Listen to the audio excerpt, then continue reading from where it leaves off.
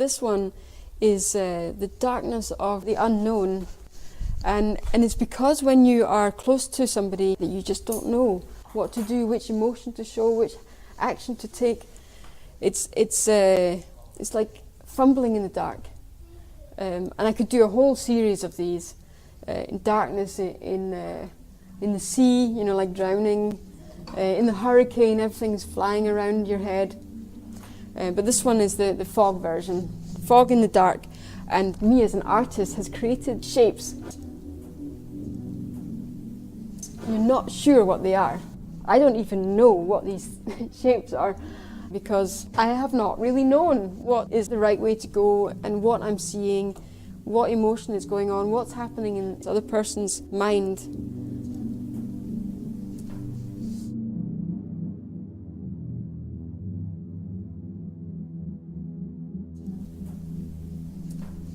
I really like this painting. It really spoke to me. It's so simple, and it just speaks volumes of what it's like to be a human, really. Human being. And I imagine also addicts that are trying to get out of that known place of addiction. They'll also feel like, yes, this is so scary to leave what I know, yes, and go to something new. Because I remember my ex-husband saying, well, the pain is familiar to me, so that's what I go with. Yeah. And that wasn't necessarily to do with addiction, it was just to do with how he felt. Yeah. That it was scary sometimes to be happy.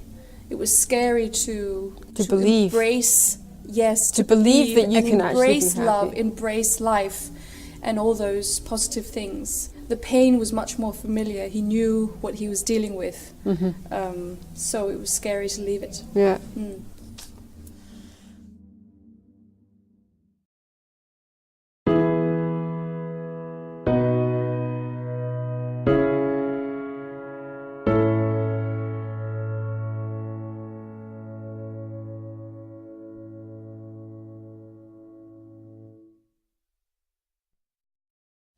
So I've called this painting the Grim Reaper.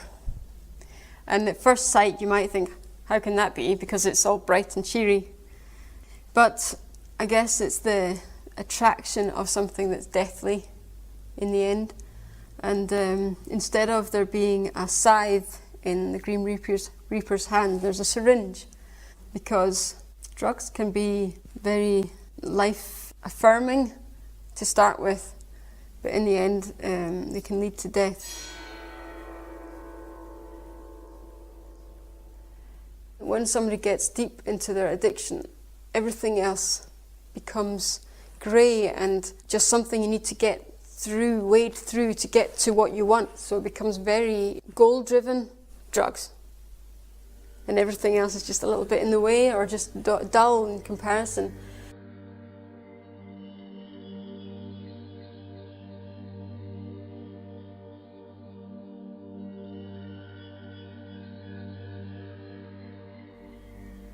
Within all this big crowd of anonymous people, there are also those people who are closest to the addict.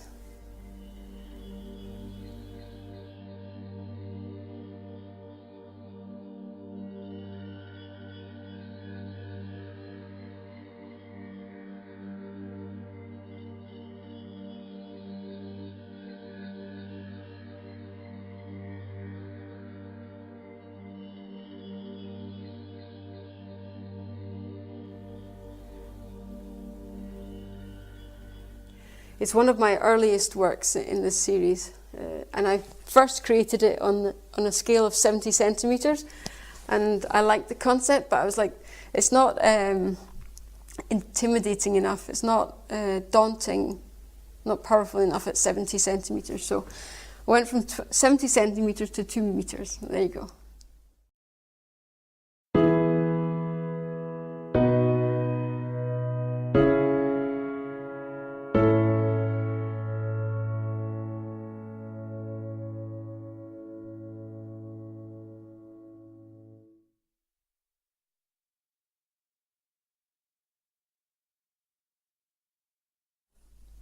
This is an older painting. This is from 3 years ago. And it was because I was voluntarily helping a social worker with a young guy who had a drug addiction and was vulnerable. A vulnerable young person. He basically was trying to come off drugs around that time. And the idea was to just support him as an art teacher, because the social worker was sure he had artistic skills. I must admit, in all the time that I knew him, I didn't really see those artistic skills because his mind was totally fogged with hash and other things. But then he was given the chance to stay in a summer house. So I was up there to stay with him. I didn't have a very good experience of being up there the first day and evening. And he wrote me a message where he said, well, I hope you're up for coming again tomorrow. So off I set, train and bike journey. And when I was in the train, he wrote me a text just saying, just stay at home, I need some peace. But these messages kept coming, so there was, if you're sitting waiting on me, it's just going to make things worse. You're allowed to be stupid if you understand nothing. Then he wrote something about me just being his art teacher. Suddenly I was turned into just being this faceless teacher. And then the idea was that we were going to meet at the studio, the three of us. I got a phone call from the social worker saying we're not going to come after all because the young guy can't be bothered. And hearing the social worker saying that he couldn't be bothered actually aggravated me. So while I was still on the phone, I was like, ah! So I started slapping on the paint. I slapped so hard I made a bulge in one of the parts of the canvas and had to wash the walls afterwards and stuff. That's why this is so different from all the other paintings. It's more of a performance.